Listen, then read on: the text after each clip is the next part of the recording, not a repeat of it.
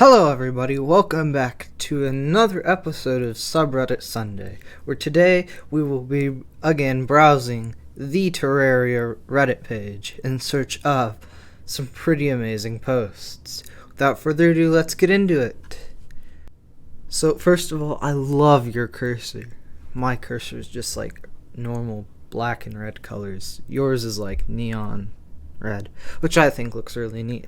But more importantly, that must have taken a lot of effort. What did you do this with? It looks like the drill containment unit, but maybe you did it by hand. At least that's definitely the easiest way to purify a world, definitely. Well, let's get into the next one. Yeah, that's something that I really don't understand about Terraria, is you'd think all these unicorns and pixies, which are basically just giant fairies, you'd think they'd be so nice to you. But alas, we live in a world where if you stay in the Hallow for too long, you'll have a unicorn charging towards you. Alright, listen up everyone. I have good news and bad news. Which one do you want to hear first? Good news? I'm strong enough to defeat the mech bosses. Great, so what's the bad news? Destroyer has awoken. Why is the Destroyer so good at killing NPCs? The Destroyer is even better than the Moonlord. Better than the Moonlord. And the Moonlord is the final boss. And yet, the Destroyer is just so good at it. I have no idea why.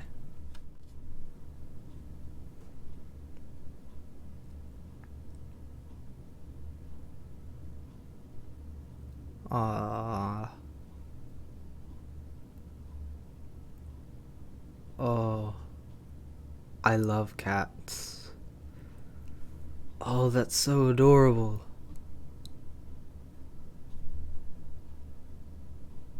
If only my cat was as interactive as that one.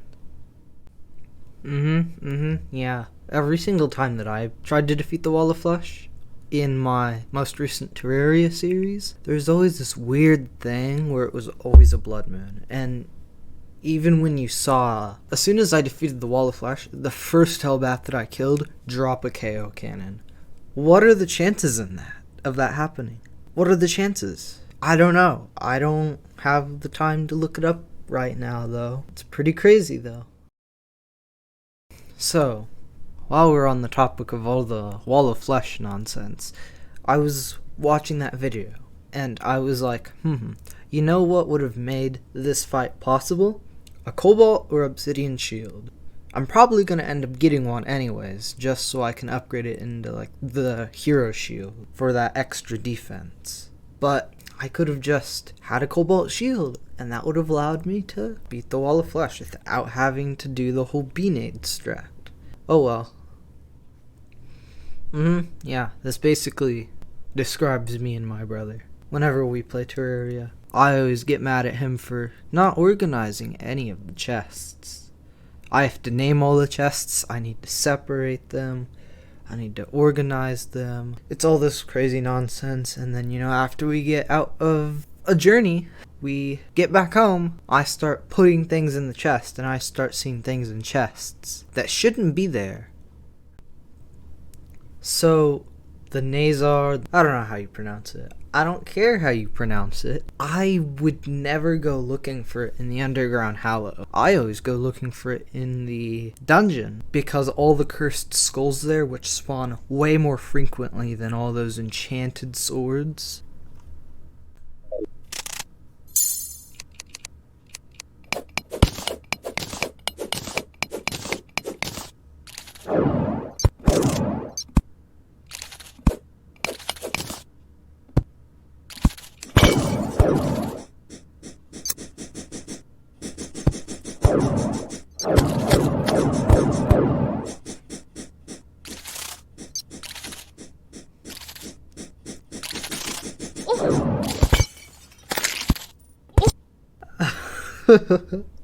Why can the rolling cactuses bounce so high?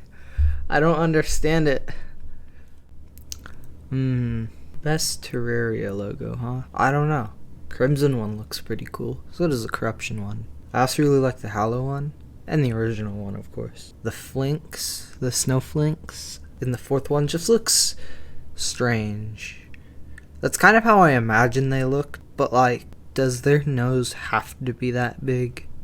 Like, this isn't a Minecraft villager. Come on. Ooh, neat. Oh, I love the armor sets. Why don't I put more of my items on weapon racks? I should start doing that. Pretty cool base though, not gonna lie. You might put some peace candles in there though if you don't already have them. Spawn rates are somewhat high in the jungle. Skeletron Prime. Is that an egg as one of Skeletron Prime's hands? A nuke, a literal gun, and a whip. That is obviously exactly what we need in the game right now. For Skeletron Prime here to blow up the entire world. First time building a house made of just wood. What do you think? I think that you're lying. There is no way you can be that good at building on your first try. How do I know that your friend down there didn't do it, huh?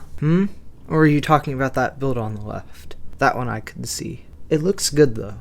I don't know what's going on with the asphalt on the right over there. Even the merchant seems to understand my confusion.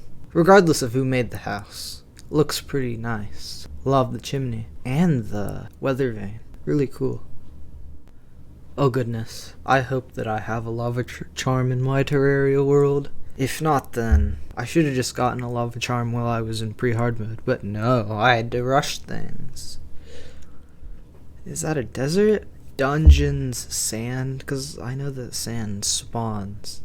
Actually, why does that happen? The dungeon always spawns in a desert, at least for me. I've seen it once in a snow biome, but even then there was a desert on the right side of it, so it's still debatable whether or not it actually spawned in the snow biome or the desert. But yeah, I can see that world gen. I've just seen random pits into the floor, random cliffs, and oceans that have miraculously drained themselves half out and flooded the rest of the world. It's so cool.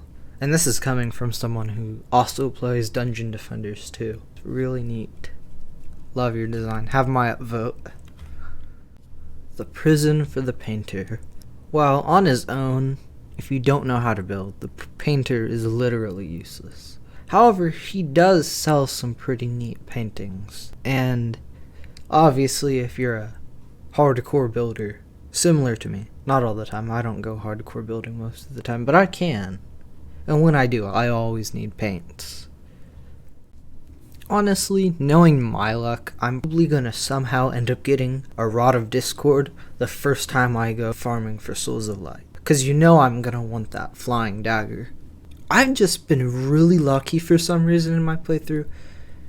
Episode 1, I get a menacing, or was it a lucky Band of Regen? Either way, max modifier, Band of Regen.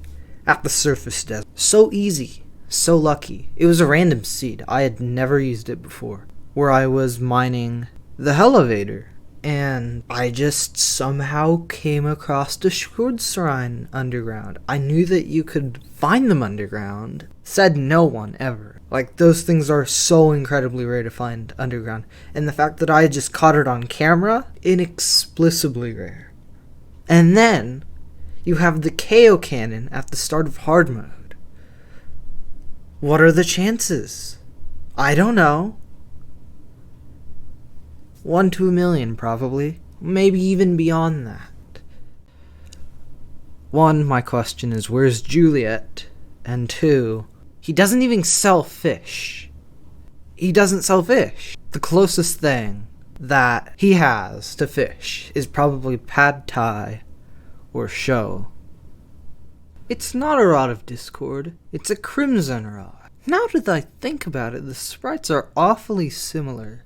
I wonder if I could get away with pranking my brother using this trick. Although I suppose it won't really work if they watch this video. Well, that's gonna do it for today on this episode of Subreddit Sunday. See you in the next one.